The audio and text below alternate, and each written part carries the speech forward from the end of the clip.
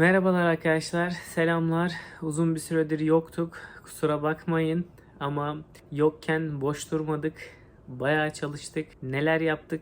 Hem bir kısa onu anlatacağım hem de hazırlamış olduğumuz video serisini her gün izleme ve neler yaptığımızı bu süre zarfında görme fırsatınız olacak. Hızlıdan başlayalım, vaktinizi almayalım diyorum. Geçen yaz sonu Antalya'dayken burada tanıdığım bir avukattan buradaki bir şirketin Türkiye temsilcisi olur musun gibi bir soru geldi. İsveç'e döndüğüm zaman şirketle görüşmelere başladım. Bu şirketin verdiği hizmetlerle alakalı bilgiler edinip sistemi tanıyıp şimdi de bu şirketin yaptığı işleri aslında size anlatarak ihtiyacı olanların ister kendi başlarına isterlerse de bu şirket aracılığıyla ihtiyaçlarını karşılayabileceklerini anlatacağım. Nedir bu olay? İsveç'te çok fazla doktor, hemşire, ebe ve diğer sağlık çalışanlarıyla alakalı açıklar var. Ancak özellikle hemşire, sonrasında doktor,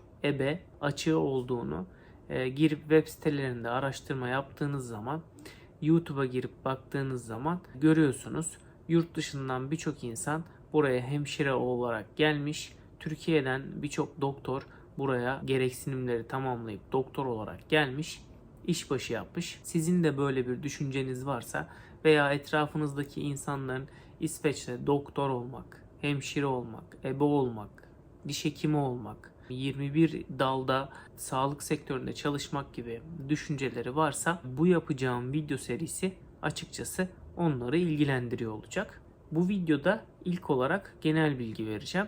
İsveç'te göçmen olarak nasıl sağlık çalışanı olunur? Gereksinimler nelerdir? Hangi sınavları geçmeniz gerekir? Gibi genel bilgilerden kafanızda bir yol haritası oluşturmaya çalışarak bahsedeceğim. Sonraki videolarda da İsveç'te sağlık çalışanı olarak çalışmak nasıl bir şeydir? Nasıl gelirleri vardır? Burada çalışanlar memnun mudur, değil midir? Verebileceğim örnekler. Veya İsveç'te sağlık çalışanı olmak kolay mıdır, değil midir? Neden böyle bir şeyden bahsediyoruz? İsveç'teki açık durumu nedir? Gibi konuları detaylı bir şekilde size vereceğim kaynaklarla anlatacağım. Bu yoldan geçmek isteyen insanlara aslında topluca bir oynatma listesi şeklinde birden çok video içeren genel bilgiler vermiş olacağım.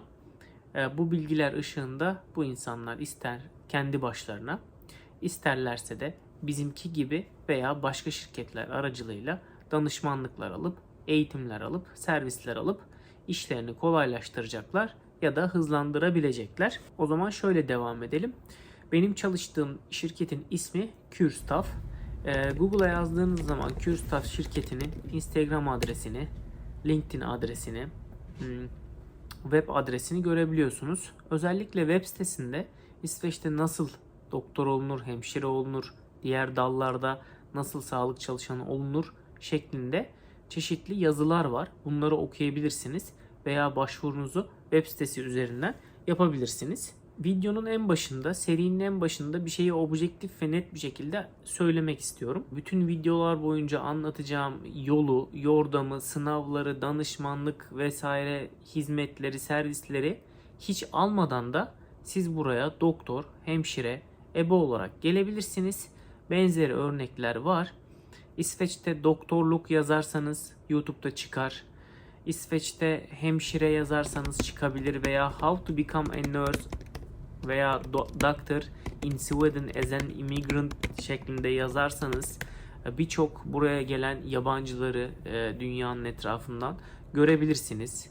Onların Türklerin haricindeki yabancıların da videolarını izleyip düşüncelerini öğrenebilirsiniz.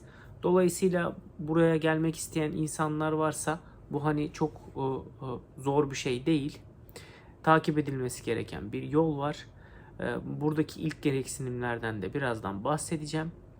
Zaman gerektiriyor, sabır gerektiriyor, çalışma ve disiplin gerektiriyor. Her zaman zaten hayatta olan gereklilikler bunlar. Dolayısıyla dediğim gibi tekrara düşmek istemiyorum ama kendi başınıza da bunları yapabilirsiniz. Ama bu Kürstaff şirketi benim de Türkiye temsilciliğini şu an için yaptığım Bu şirket, gelecekte ne olacağını kimse bilemez hiçbir zaman. Bu işi kolaylaştırmanız, hızlandırmanız için size çeşitli servisler sağlıyor. Bu servisleri sağlarken de açıkçası bu şirket bazı yetkilere sahip.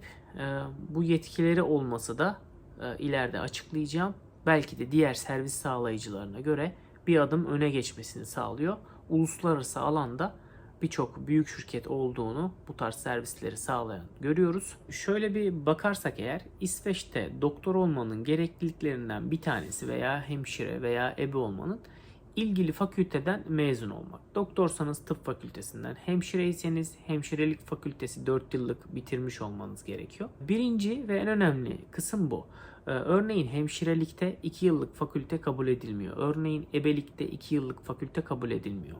Ama siz 2 yıllık fakülteleri bitirmiş olabilirsiniz ve bununla ilgili bu hemşirelik, ebelik, doktorluk, diş hekimliği dışında belli dallarda, farklı dallarda eğitiminiz olmuş olabilir, deneyiminiz olmuş olabilir. Ne olur? Şirkete mail atarsınız, şirkete transkriptinizi mail atarsınız, onlar incelerler ve burada şansınız var mı yok mu size söylerler. Birinci gereklilik bu. İkinci gereklilik, diğer ülkelerde de olduğu gibi, örneğin Almanya, örneğin Fransa veya diğer ülkeler. Sağlık sektöründe genelde ülkelerin kendi dillerini öne koştuklarını görüyoruz. Çünkü İsveç'te hastalar İsveçli ve evet, çok büyük bölümü İngilizce konuşuyor olsalar da İsveççe bilmeniz gerekiyor burada sağlık çalışanı olabilmeniz için. İkinci aslında en önemli şart bu. Burada da İsveççe bilmenizin seviyesi ne olması gerek derseniz, iki seviyeden bahsedeceğim. Birinci seviye B2, ikinci seviye C1. Neden B2 diyorum? Lisans almadan önce de çalışabileceğiniz bazı durumlar var. O durumları ileriki videolarda detaylandıracağım. Oraya geldiğiniz zaman örneğin sınava gireceksiniz. B2 seviyesinde İsveççe yeterli oluyor. Çalışmaya başlıyorsunuz. Belli bir zaman geçiyor. Son aşamaya geliyorsunuz. Hadi artık C1 seviyesinde İsveççe bildiğini bize kanıtla diyorlar. İşte o zaman C1 sınavına girmeniz gerekiyor. Bahsettiğim şu anki Kürstaff şirketi de C1 sınavını yapmaya yetkili bir şirket. Diğer üçüncü en önemli basamak, teori ve pratikte tıbbi yeterliliğinizi kanıtladığınız Kunskap Pro dediğimiz sınavlardan geçebilmek. Yani üçüncü basamak tıbbi yeterliliğinizi kanıtlayacağınız basamak oluyor. Bu sınavlar da İsveç'te yapılıyor. Örneğin bizim ofisimiz Göteborg'ta. Kısa zaman önce bu sınava giren hekimlerimizden biri ofisimizdeydi. Bu sınavla ilgili çalışmadım, birkaç soruyla kaldım. Çalışsaydım rahatça geçebilirdim dediğini not olarak da size iletmek istiyorum. Genelde de hem hemşirelerden hem doktorlardan bu sınavın inanılmaz derecede zor olmadığını, aksine birçok Türk hekime, doktora, hemşireye, ebeye göre sınavların bir miktar çalışmayla kolay gelebileceğini duydum. YouTube'dan izledim. Yabancı kaynaklardan izledim. Sadece Türk kaynaklardan değil. Dolayısıyla İsveç'te sağlık çalışanı olabilmenin en önemli 3 gereksinimi bu. Peki nasıl İsveççe öğreneceğiz? Peki C1 seviyesinde İsveççe bildiğimizi sınavla kanıtlamamız gerekiyor ama bunu nasıl yapacağız? Tıp fakültesinden veya hemşirelik fakültesinden veya diğer dallardan mezunuz ama bunun denkliğini nasıl alacağız? Stajyerken kazancımız ne kadar olacak? İşte lisansımızı aldığımız zaman ne kadar olacak? Staj yapma süremiz ne kadar olacak? Webinarlar düzenliyoruz. Webinarlarda bu soruların cevaplarını vermeye çalışıyoruz. Yolu yordamı, bu haritayı anlatmaya çalışıyoruz. Onlara da katılabilirsiniz. Bana Instagram üzerinden DM'den ulaşabilirsiniz. Size webinar linklerini atabilirim. Mailinizi yazarsınız, bana mail atabilirim. Bir şekilde bana ulaşırsınız ve webinarlara katılım linkini size iletirim. Aslında burada en çok sorulan, çalışma iznimi nasıl alacağım? İş başvurularını nasıl yapacağım? İsveççeyi nasıl öğreneceğim? Denklik başvurumu nasıl yapacağım diye sorularınızın tamamına bu Kürstaff şirketi danışmanlık veriyor. İsveççe öğrenmeniz için kurslar açıyor online. Bir yıl süren kursları, danışmanlıkları, servisleri var. Yani baktığınız zaman zaten şirketin genel hatları eğitim verme, adayla işvereni buluşturmaya çalışma ve adayın bu süre zarfında ihtiyaç duyduğu soruların cevaplanması, ihtiyaç duyduğu desteğin verilmesi işlemlerini yapan bir şirket. Dolayısıyla bunları da detaylandıracağım ileriki videolarda. Sonrasında şöyle bir yolu izah etmek gerekirse, önce denklik başvurusunu yapıyorsunuz.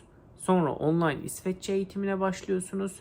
İsveççenizi B2 seviyesine getirdiğiniz zaman Kunskap Pro dediğimiz sınavlara giriyorsunuz doktorsanız. Hemşireyseniz belki burada hemşire asistanı, hasta bakıcı olarak çalışma şansınız oluyor. Bu aşamalardan da, sınavlardan da geçtikten sonra Umeå Üniversitesi'nden 2 haftalık bir eğitim alıyorsunuz. Bunun da sınavı oluyor. Onu da geçtikten sonra C1 sertifikasını da alabilirseniz lisanslı hemşire, lisanslı doktor, lisanslı ebe olmuş oluyorsunuz. Ancak ben bu ilk genel bilgilendirme videosunda bunun üzerinden çok basit bir şekilde geçtim.